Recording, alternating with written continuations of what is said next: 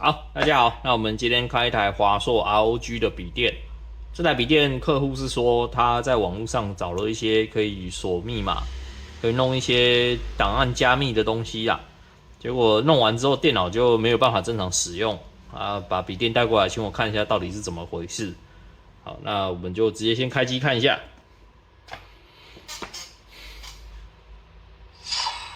OK 啊，华硕 ROG 的 logo， 败家之言。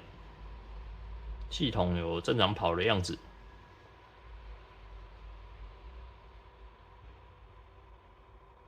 不过到这边好像画面就卡住了，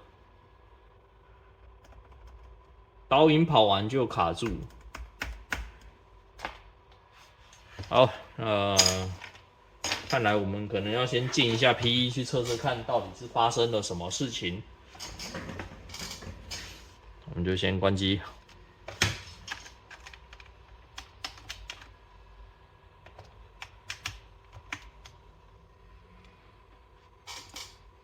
重新开哈，先进一下 P1。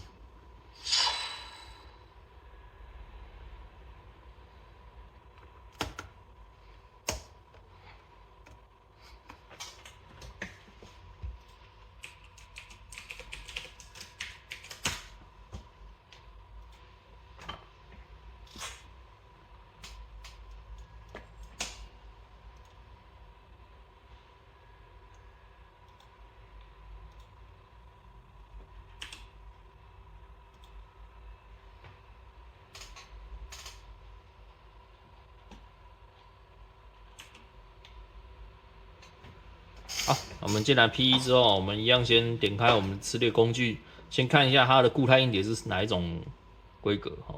那这边可以看到，这是它传统硬碟，然后这边这个是它的那个固态硬碟 256G， 这边它是 NVMe， 好，所以应该可以跟我们现在市售的固态硬碟是兼容的。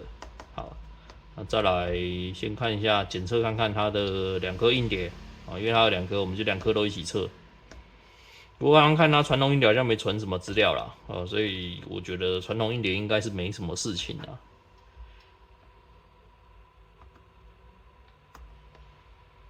好，这边左边我们来点一下这个固态硬碟，好，我们开始测哦。刚开始就发现这个速度不正常啊，而且这边磁区都老化，老化的非常严重啊。哦，你有没有看到？好，所以这一个故障就很明显，就是这个固态硬碟挂掉了。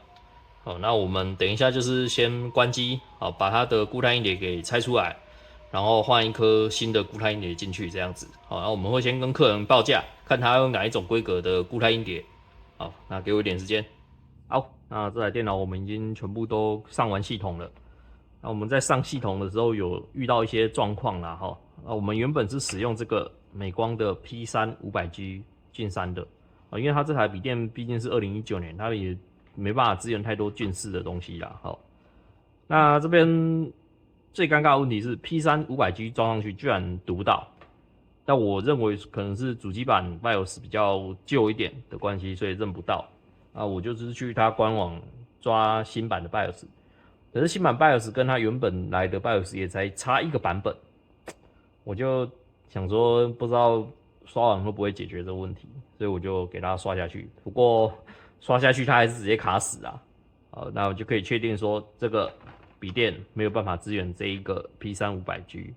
好，那我就赶快拆开，再决定改用这一款老朋友 SX820 Pro 52。